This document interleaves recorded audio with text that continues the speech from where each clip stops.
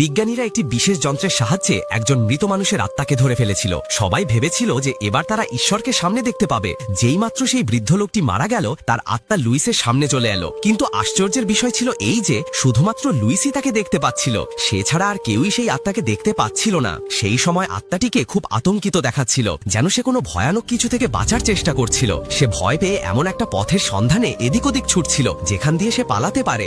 Luis তার কাছে গিয়ে কথা বলতে চাইল, কিন্তু ঠিক তখনই সে দেখল যে আত্মাটি খুব জোরে জোরে বাঁচাও বাঁচাও বলে চিৎকার করছে, যেন সে প্রচন্ড ভয় পেয়েছে। লুইস তার সহকর্মীদের সমস্ত ঘটনা জানিয়ে আত্মাটিকে মুক্ত করে দিতে বলল, কিন্তু ল্যাবের বসের কাছে এসব একটা বোকা বোকা গল্প মনে হলো। তিনি লুইসের কথায় বিন্দুমাত্র বিশ্বাস করছিলেন না। ঠিক তখনই যন্ত্রটিতে কিছু নড়াচড়া দেখা গেল। সব বিজ্ঞানীরা খুশি হয়ে গেল, তারা ভাবল যে ঈশ্বর আসছেন। কিন্তু লুইস জানতো যে যেটা আসছে সেটা কোনো ঈশ্বর নয়, বরং অনেক ভয়ানক কিছু। আত্মাটি কাঁপতে কাঁপতে এক কোণে গিয়ে লুকিয়ে পড়ল। এই দেখে লুইস তাড়াতাড়ি পুরো যন্ত্রটির বিদ্যুৎ সংযোগ বন্ধ করে দিল। ফলে পুরো ল্যাবরেটরিতে অন্ধকার নেমে এলো। বড় মুহূর্তেই তারা সেখানে ভয়ানক কিছু দেখল।